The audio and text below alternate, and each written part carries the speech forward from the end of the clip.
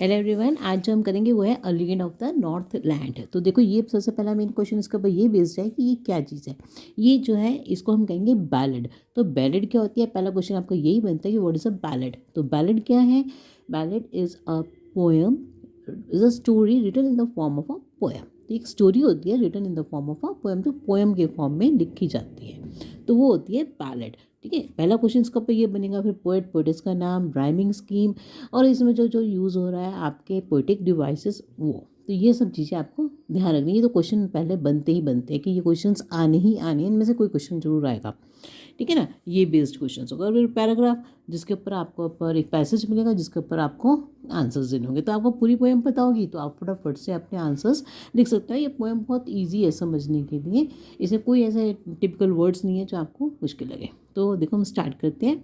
And if you are new to my channel then please do like, share and subscribe to my channel. Any problem, ask me in the comment box. I'm always ready to help you out. So let's start. Away, away in the Northland, where the hours of the day are few, and the nights are so long in winter that they cannot sleep them through. तो away away in the Northland, तो Northland का पहला question क्या बनेगा कि Northland कहाँ पर है? तो बिल्कुल the place near the north pole, where the hours of the day are few. तो hours of the day are few का मतलब बहुत दिन छोटा है, ठीक है ना। And the nights are so long, और रात इतनी लंबी है, जब दिन छोटा है तो रात लंबी है। इन विंटर, कब की बात करेंगे? विंटर्स में। That they cannot sleep them through, मतलब इतनी विंटर्स क्या है, लंबी है, और साथ में वो क्या है, बहुत ठंडी है, तो वो पूरी रात सो भी नहीं पाते। मतलब इतनी ज़्यादा लंबी है कि कितना सोएंगे, और ठंड भी बहुत ज़्यादा होती है। Where they harness the swift reindeer, और जब विंटर्स में बर्फ़ पड़ जाती है तो वहाँ पे जो वो क्या करते हैं, जो राइंडर्स होते हैं, जो हिरन टाइप, तो वो क्या बना लेते हैं अपने, उनको वो खींच के, उनको बर्फ़ के ऊपर वो जो है स्लेजेस होती हैं, उनको खींच खींच के वो जो है राइंडर्स का यूज़ करते हैं to the sledges when it snows. तो राइंडर्स जो है स्लेजेस खींच के ले जाते हैं और उनका यही यूज़ करते हैं। And the children look like bear's cub, और जो बच्चे हैं उनको मोटे मोटे फर वाले कपड़े पहना देते हैं, तो ऐसे लगते हैं जैसे वो भालू के बच्चे हों। They tell them a curious story, और वो उन बच्चों को, अब देखो ना यहाँ पे नॉर्थलैंड के पीपल, वो जो है अपने बच्चों को, देम को ना यहाँ पर बच्चे, उनको एक क्यूरियस स्टोरी बताते हैं। स्टोरी क्यूरियस क्या मतलब हुआ कि जो जिसको जानने की, जो सुनने वाले हैं, वो जो बच्चे होते हैं उनको इतनी क्यूरियोसिटी रहती है उसको सुनने के लिए कि क्या स्टोरी थी हमारी पहले। I don't believe it's true, तो वो जो राइटर है या राइटर जो भी है, पोएट पोएटिस, तो वो बिलीव करती है कि ये ट्रू नहीं है, सच्ची कहानी नहीं है, मतलब उसको विश्वास नहीं होता। And yet you may learn a lesson, मगर सच्ची नहीं भी है तो वो कहती है मगर तुम उससे एक अच्छा लेसन सीखोगे। If I tell the tale to you, अगर मैं आपको उसकी स्टोरी बता देती हूँ, कहानी बताती हूँ, तो आपको वो अच्छी लगेगी, मॉरल लेसन भी आप उससे सीखोगे। Once when the good Saint Peter lived in the world below, तो वो कहते हैं कि जब एक बार गुड सेंट पीटर, जो सेंट पीटर है मतलब साधु टाइप हो गया ना, सेंट पीटर है, तो lived in the world below. World below का मतलब कि वो इस संसार में जब रह रहे थे, तो इसका मतलब कि वो इस संसार के नहीं थे, कहाँ के थे? स्वर्ग से आए थे, क्योंकि सेंट है तो वो स्वर्ग से आए थे, जब वो यहाँ पर अर्थ पर रह रहे थे। एंड वॉकड अबाउट इट, और उसके ऊपर चलते थे। तो वॉकड अबाउट इट मतलब घूम रहे थे। प्रीचिंग, और क्या कर रहे थे? लोगों को प्रीच कर रहे थे। Just as he did you know, तो जैसे आप लोग कह रहे हैं कि जैसे तुम्हें पता है कि वो प्रीचिंग के लिए हेवन से आए थे। He came to the door of a cottage, तो वो जो है एक कॉटेज के दरवाजे पर, कुटिया के दरवाजे पर आते हैं। इन ट्रैवलिंग राउंड द अर्थ, जब वो अर्थ पर घूम रहे थे, जहाँ पे क्या कर रहे थे, वो ट्रैवलिंग कर रहे थे और लोगों को प्रीच कर रहे थे भगवान के बारे में। Where a little woman was making cakes, अब वो जो कुटिया में कॉटेज के अंदर एक औरत क्या बना रही थी? केक्स बना रही थी। And baking them on the earth, और उनको अर्थ पर क्या कर रही थी? बेक कर रही थी। तो अर्थ क्या होती है? मतलब फायर प्लेस। फायर प्लेस के पास जो बिल्कुल सीमेंटेड एरिया है, मजबूत एरिया है, वहाँ पर वो क्या कर रही थी? उनको बेक कर रही थी। एंड बीइंग फेंट विथ फास्टिंग, बीइंग फेंट मतलब जैसे बेहोशी वाली हालत हो जाती है, किससे? विद फास्टिंग, क्योंकि उन्होंने कुछ पूरा दिन नहीं खाया था, तो फास्टिंग का मतलब पूरा दिन भूखे थे। तो वो क्या कर रहे थे? भूखे थे, तो बेहोश होने वाली जैसे हालत हो जाती है, तो इतनी ज़्यादा कमज़ोर हो जाता है इंसान कि वो जैसे भूख से वो हो रहे हो। For the day was almost done, क्योंकि पूरा दिन ख़त्म हो चुका था उनके लिए। He asked her from her store of cakes to give him a single one, तो वो उनको सेंट पीटर कहते हैं कि मुझे एक जो है केक का टुकड़ा दो अपने स्टोर में से। So she made a very little cake. अब वो देखो इतनी वो थी, कंजूस थी, तो उसने कहा कि मेरे केक में तो बड़े बड़े हैं, तो उसने जो है उनके लिए एक बहुत पतला सा छोटा सा एक केक बनाया। बट एज इट बेकिंगली, अब जब वो बेक होता है थोड़ा सा फूल जाता है, तो क्या हुआ, शी लुक्ड एट इट, तो उसने देखा and thought it seemed the too large to give away, तो उसको लगा ये तो बहुत बड़ा हो गया इनको देने के लिए। देयरफॉर शी नीडेड अनदर, फिर वो दोबारा उसको क्या करती है, एक और बनाना शुरू करती है। And still a smaller one, कि थोड़ा सा आटा मतलब वो लेती है उसका डो, और थोड़े से उसे डो से वो फिर केक बनाना शुरू करती है। But it looked when she turn it all over as large as the first had done, पर जब वो बेक हो जाता है फिर फूल जाता है, तो वो लगता है कि जैसे वो पहले वाला जितना बड़ा था ये भी उतना ही बड़ा बन गया। Then she took a tiny scrap of dough, और फिर वो छोटा सा टुकड़ा लेती है एंड रोल्ड इट फ्लैट, फिर उसको इतना पत्ता पत्ता करती जाती है and baked it thin as a wafer, कि वो इतना बेक कर देती है वो वेफर बन जाता है। But she could not part with that, मतलब इतनी कंजूस थी कि वो भी हिस्सा वो नहीं देना चाहती थी। For she said my cakes that seem too small when I eat of them myself, तो वो कहती है जब मैं खुद खाने लगती हूँ तो मुझे केक बहुत छोटा लगता है। I yet to last to give away, मगर ये जब मैं देने लगती हूँ तो ये मुझे बहुत बड़ा टुकड़ा लगता है देने के लिए। So she put them on the shelf, और उसको वो उठा के वो शेल्फ पर रख देती है। तो मतलब इतनी ज़्यादा कंजूस, इतनी सेल्फिश, इतनी अनकाइंड थी वो, अनसिम्पैथेटिक वर्ड्स, इतनी ऐसा वर्ड्स यूज़ उसके लिए यूज़ होते हैं, इतनी मीन, इस टाइप के वर्ड्स यूज़ होते हैं कि मतलब कि ये इस टाइप की थी कि जो जरा सा टुकड़ा भी वो देने को तैयार नहीं थी।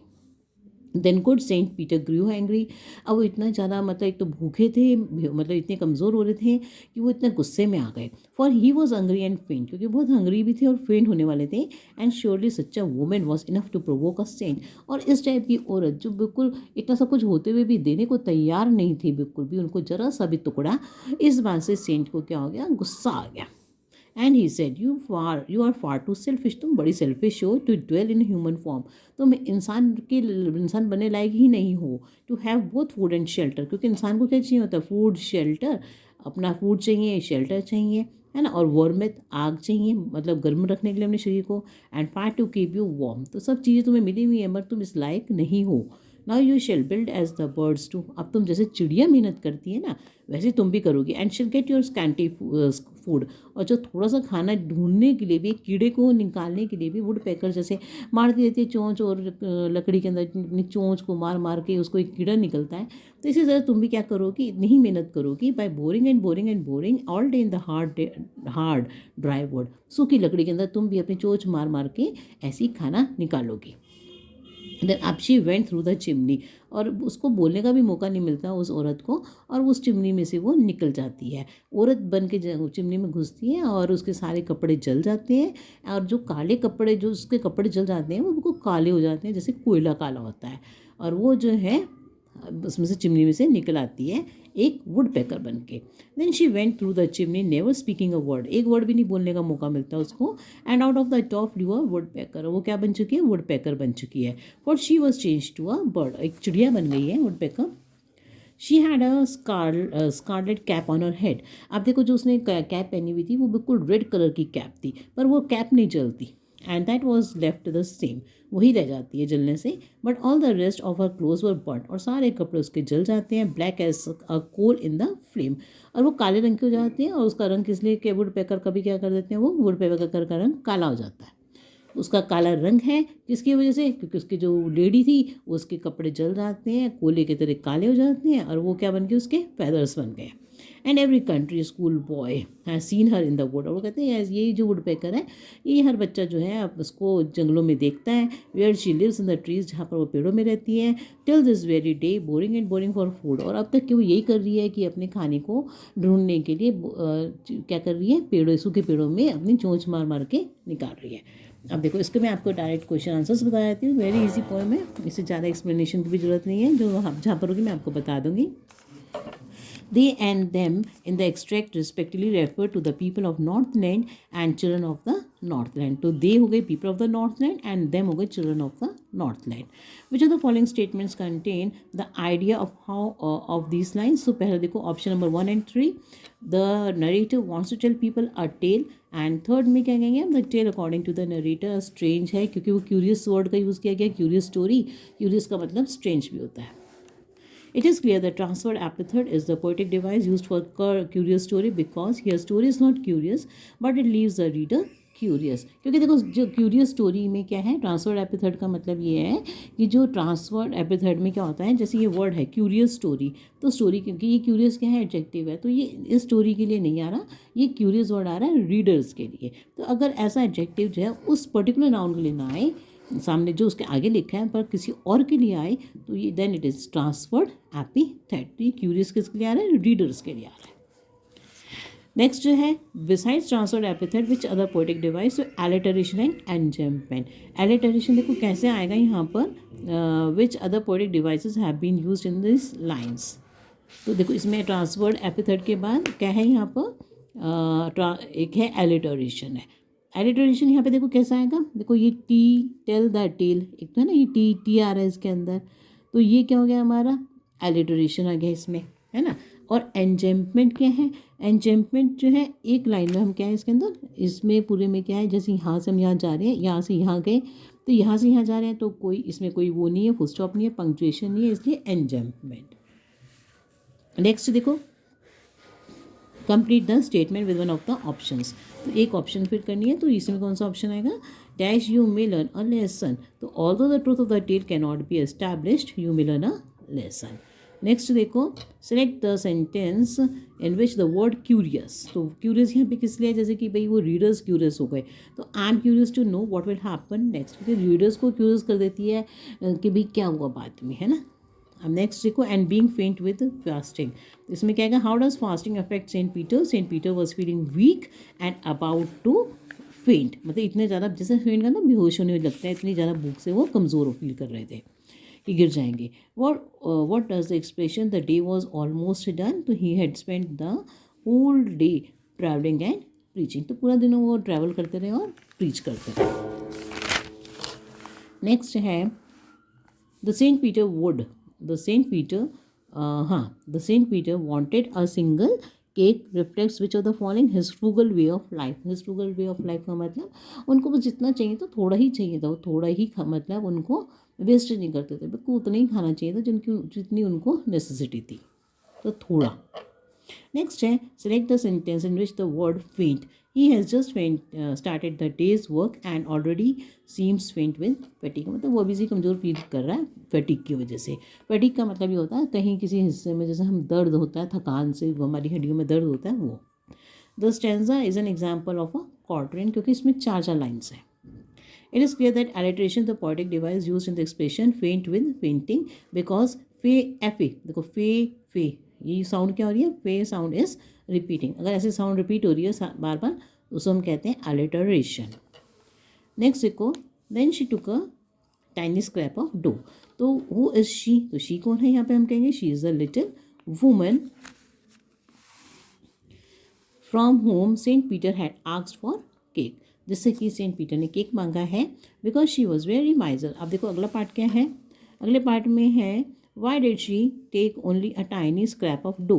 तो शी टेक की जगह she took only a tiny scrap of dough, छोटा सा टुकड़ा लेती है वो डो का, क्यों, because she was very miser mean भी लिख सकते हैं, because she was very mean, because she was very miser and did not wanted to share her cake. और अपना केक देना नहीं चाहती थी, बहुत छोटा टुकड़ा लेके शायद ये दे दूंगी, पर वो भी नहीं दे पाई वो तो।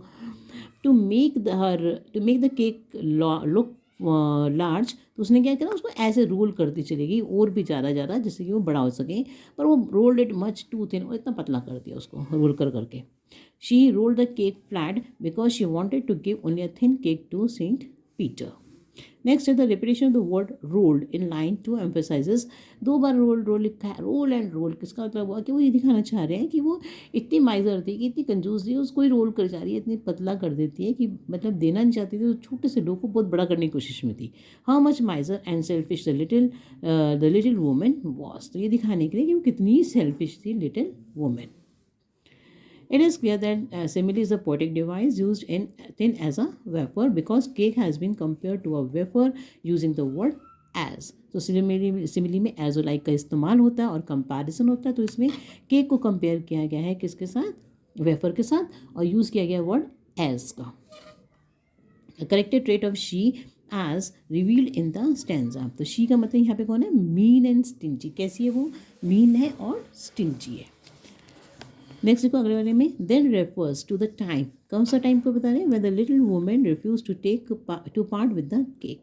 अब वो बोला कि जब देन का मतलब वो तब, तो तब गुस्सा कब आया, जब सेंट पीटर को उसने वो छोटा सा टुकड़ा देने के लिए भी मना कर दिया। तो क्या कहेंगे, the little woman refuse to part with the cake.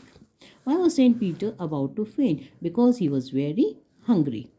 What was enough to provoke a saint? The greed of the woman. उसका लालच से जो है वो बहुत ज़्यादा प्रोवोक हो गए। Such a woman refers to which kind of woman? तो इसमें देखो क्या आएगा, option 2, 4 and 5. Which of the following sentences correctly uses the word provoke? Provoke का मतलब किसी को किसी चीज़ के लिए उकसाना। तो यहाँ के हिसाब से, do not provoke me to take a strict action against you. Next देखो, why did Saint Peter, what did Saint Peter do in anger? Saint Peter cursed her in his anger. आगे और भी लिख सकते हो आप, and cursed her to become a, ये भी लिख सकते हो आप, Saint Peter cursed her to become a woodpecker so that she had to work hard to get the small food. Now you shall build as a bird. So what will you have to build? You have to build a nest of her own. You को नहीं, यहाँ पे अब उसको अपना nest बनाना पड़ेगा, because she was cursed to become a woodpecker. उसके बाद food is scanty when it is meager. How will you get his or her scanty food? She would get her scanty food by boring and boring all day in the hard, dry wood. Why has you been condemned to bore all day? You has been condemned to bore all day because she has made Saint Peter angry and has been cursed by him. अगर आपको कोई भी problem आती है answers में, कहीं कुछ समझ नहीं आता, then you can ask me in the comment box. Next देखो, the repetition of the word boring. Boring किससे एम्फेसाइज करता है, वेरी हार्ड, बार बार बोर करना उसको उतनी चों से वो क्या हार्ड काम था। द राइमिंग स्कीम कैसी है इसके अंदर, अगर हम डू को हटा दें तो क्या लगा सकते हैं, सोरिंग लगा सकते हैं। देखो क्योंकि सोरिंग लगाने से क्या हो जाएगा, जो राइमिंग स्कीम है वो थर्ड लाइन के साथ मैच कर जाएगी। यहाँ है बोरिंग, अगर यहाँ पर होता सोरिंग तो ए बी हो जाती इसकी राइमिंग स्कीम, जैसे हम सोरिंग लगा सकते हैं क्योंकि एंड में क्या है ING और ये मैच कर रहा है उसके साथ। आगे है she had the scarlet cap. The scarlet cap कैसी जो है, belongs to the little women. What happen to her clothes, they turn black like the coal, वो काले हो गए थे जल की चिमनी में। व्हाट वाज नॉट बर्न, तो उसकी कैप नहीं जली थी। वाई हु और what caused this change in her, तो क्या चेंज हुई, Saint Peter cause this change in her clothes were burn in chimney but cap was not burned. It is clear that simile is a poetic device used for black as a coal because here clothes are compared to coal color, के कोले के रंग के जैसे compare किया गया है using कौन सा वर्ड, as. Besides simile, दूसरा वो poetic device है वो क्या है, enjambment, क्योंकि इसमें कोई पंक्चुएशन मार्क नहीं है, एक के बाद एक आ रहे हैं। उसके बाद एक कंप्लीट करना है इसमें। ब्लॉन्ड का मतलब होता है येलो कलर, तो इसमें है स्कारलेट रेड, उसका मतलब होता है bright red. So thank you for watching my video. Any problem, ask me in the comment box.